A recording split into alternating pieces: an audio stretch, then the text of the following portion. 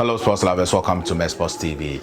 Now, it's been over 30 years in which Conor Benn and Chris Eubank faced each other in the square circle to battle it out for the WBO middleweight championship, in which Chris Eubank came out as the victor. Now, 9th October 1993, they faced each other again, which is a day shy of their children facing each other. Now, that fight ended in a split decision draw. 29 years on, their children are battling it out. That is Chris Eubank Jr. and Conor Benn. They are battling it out at the O2 Arena. This fight is at a catch weight of 157 because Chris Eubank is a natural middleweight who is currently competing at super middleweight. He hasn't made this weight since he turned pro. Conor Benn is a career welterweight. He even started at the lower weight.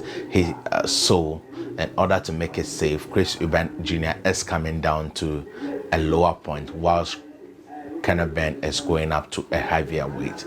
But I'll bring you all the details and all you need to know. But before I get into all the nitty-gritties, stay glued to Sports TV, Africa's first choice online sports portal. Please do me a favor by subscribing to my channel. It goes a long way to benefit Sports TV. Comment, because the box beneath is for you. We want to hear your opinion both on the video and on the fight. Now press the like button and also share on all other social media platforms so others can enjoy. Thank you for sticking glued to Sports TV. Let's take the intro and I will be back.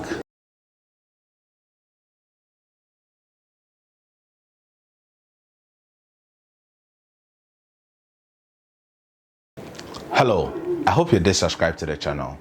If you have not subscribed to the channel, then please do press the bell icon too and express your views in the comment section, and also like the video so that the YouTube algorithm suggests our videos to a lot of people. Now let's take a look at the tail of the tape. Conor Benn is 25 years whilst Chris Eubank is 32 years. Conor Benn has fought 20 times. He has neither lost nor drawn, whilst Chris Eubank Jr. has fought 34 times, winning 32 of them, losing to Billy Joe Saunders and George Groves. Has neither lost nor drawn. Now this fight is going to be at a catch weight of 157, a weight that has been touted dangerous for Chris Eubank Jr. because he is coming to a weight in which he hasn't made since he turned pro. Now Conor Benn is also going to move from the welterweight division, that is 147 to 154. That is, he must gain 10 pounds higher, and this is also dangerous for Conor Benn because he is not the naturally bigger guy. So now let's take a look at how this fight has been touted. Both fighters are sons of boxing royalties. That is Chris Eubank and Nigel Benn. Now, both of them have not earned the status that they are getting or the attention they are getting, because especially Chris Eubank Jr., he has been in boxing for a very long time now. He hasn't competed much or hasn't won a world title at his level. Though he has competed, he has won the IBO middleweight championship. It is not regarded as a major world championship. And he competed for the WBA middleweight championship against George Groves in the semi-final of the World Boxing Super Series, in which he lost by unanimous decision. I did not know what Chris was doing in that fight. He was just coming in for the knockout bar. Now, but I don't have a problem with boxers making a lot of money. Both boxers are going to make a career loads of money. So that fight, monetary wise, is good for them. And there's no problem in inheriting some of your parents' legacy, because if they had been disgraced, their children would bear the consequences. So if they are earning the glory of their parents, it's okay. Nigel Benn would be in the corner of Conor. We are not too sure of Chris Eubank. He has stated that he wanted to pull his son out of the fight because he has already lost a son, Sebastian, and he doesn't want to lose another one, because making weight is not an easy thing. Chris would have to drain himself to a limit on which he hasn't made for about 10 years now. He hasn't made this particular weight for about 10 years now, so he had to drain himself to 157. And when it happens like that, there wouldn't be much fluid around the brain, so when you are hit or when you are punched, the brain hits the skull directly, and that may result in stroke and other brain damages. So it's very dangerous for Chris Eubank Jr. It's also dangerous for Conor because he is the naturally smaller guy. If you look at the two of them standing face to face or side by side, you see that Conor is a much smaller guy and has no business competing with the middleweight, that is Chris. But the money offered him, I think $3 million. That is big enough for him to take the race. Whose legacy is at stake? I don't think Conor has much to lose because Conor hasn't competed at the world level yet. Chris has been calling out all the top middleweights, but hasn't been able to secure a fight against any of them. For that, I would do a proper video on it. Why can Chris Eubank Jr. is not getting the big fights? He is not.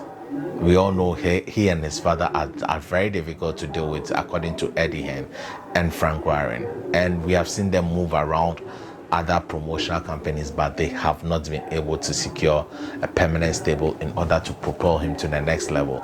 At one time, he rejected the Golovkin fight, but he has called out Gennady Golovkin after the Canelo fight. Let's see if he would get it. I doubt he will.